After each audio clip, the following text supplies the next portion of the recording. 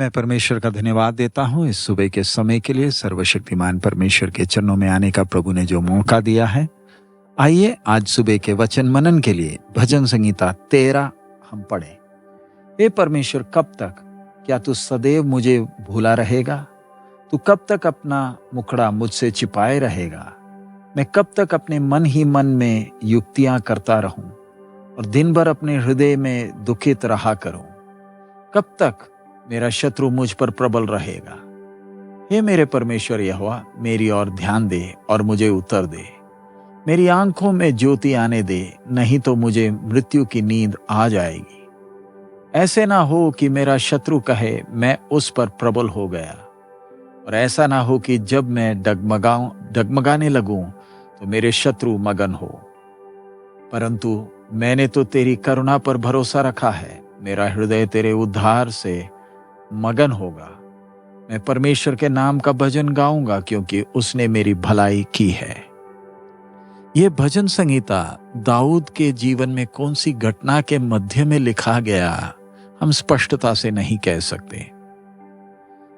हर व्यक्ति इसको अलग अलग घटना से जोड़ता है, लेकिन हम स्पष्ट रूप से नहीं कह सकते। लेकिन जैसे हम ये भजन संहिता का मनन करते हैं, हम देख सकते हैं कि दाऊद एक साधारण मनुष्य के तौर पर अपने हृदय की वेदना को प्रभु के सामने रख रहा है। अब जीवन की समस्याओं और बोझ के कारण थक चुका है। हमें हमेशा समझना है, परमेश्वर कभी भी एक व्यक्ति को इसलिए नहीं चुनता क्योंकि वो बिल्कुल सिद्ध है, परमेश्वर की योजना के तहत सिद्ध है। हम सब जन्म से पापी हैं और हम सब में कमियां हैं। प्रभु यीशु मसीह के मनुष्यत्व को छोड़कर संसार में कोई भी सिद्ध मनुष्य नहीं है। लेकिन परमेश्वर ने हम पर करुणा की।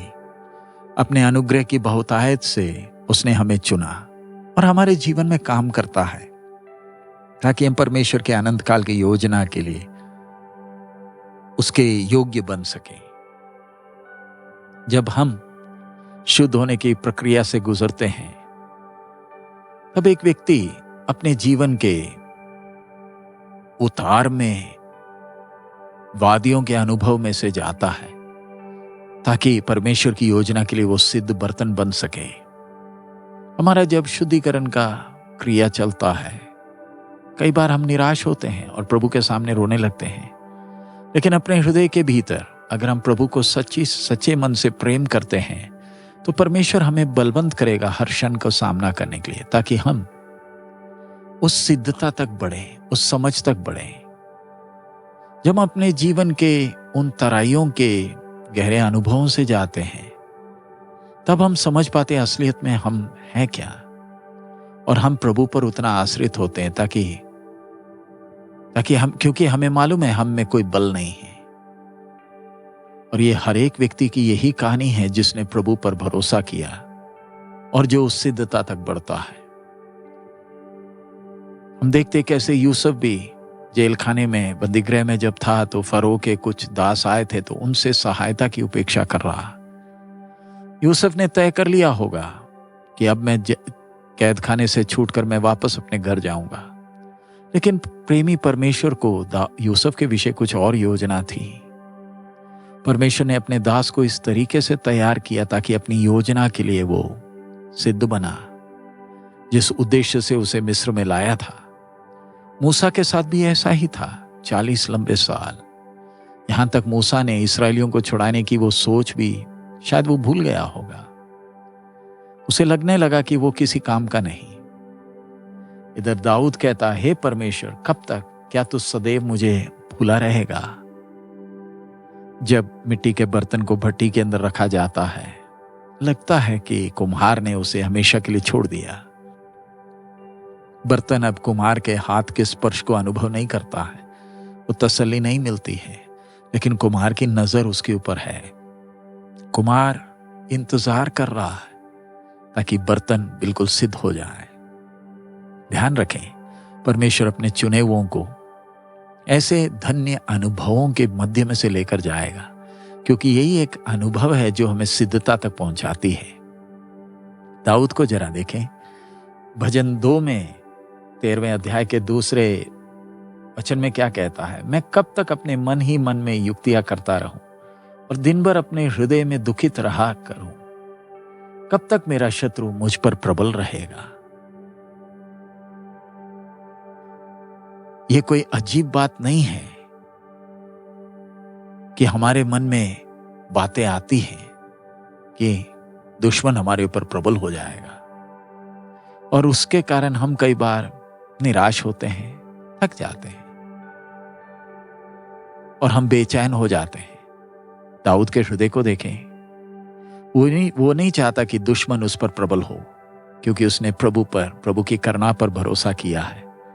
बेशक उसका हृदय भारी है तो भी वो प्रभु की ओर तसल्ली और बल के लिए देखता है। अपने दिल के बोझ को प्रभु के सामने उंडेल रहा है।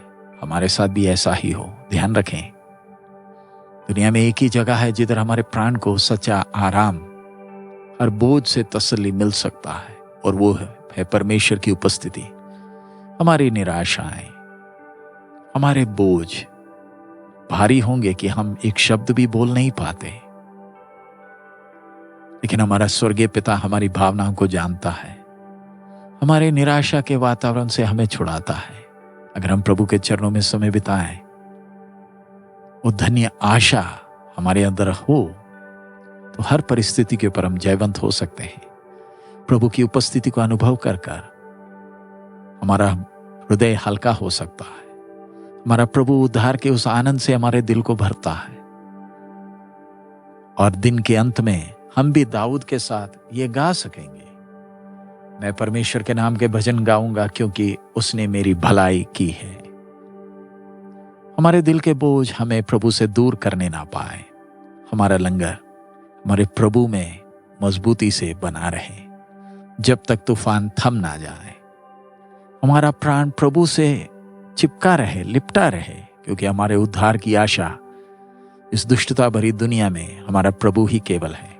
प्रभु में एक एक को मदद करे ताकि हम प्रभु की स्तुति और आराधना करते हुए अपने जीवन के अंधकार के समयों में भी प्रभु की महिमा कर सकें।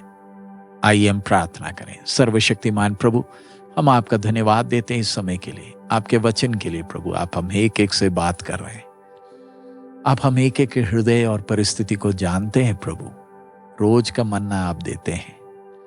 प्रभु, हमें से कई थक गए हैं, प्रभु निराश हैं, हताश हैं। प्रभु, विनती करते हैं, दाऊद जैसे आपकी ओर ताकता है, हम भी आज सुबह हम सब आपकी ओर ताकते हुए, आप में बलवंत होते हुए, आपके वचन पर भरोसा करते हुए हर परिस्थिति को सामना कर जयवंत होने के लिए हमें मदद कर। आपकी आशीष मांगते हैं प्रभु, सब महिमा आप ही को देते हैं। यीशु मसीह के मधुर नाम से मांगते हैं, आमीन। प्रभु, हम सबको बहुत आयत में आशीष दे। हमारा प्रभु अति शीघ्र आ रहा है। मारानाथा।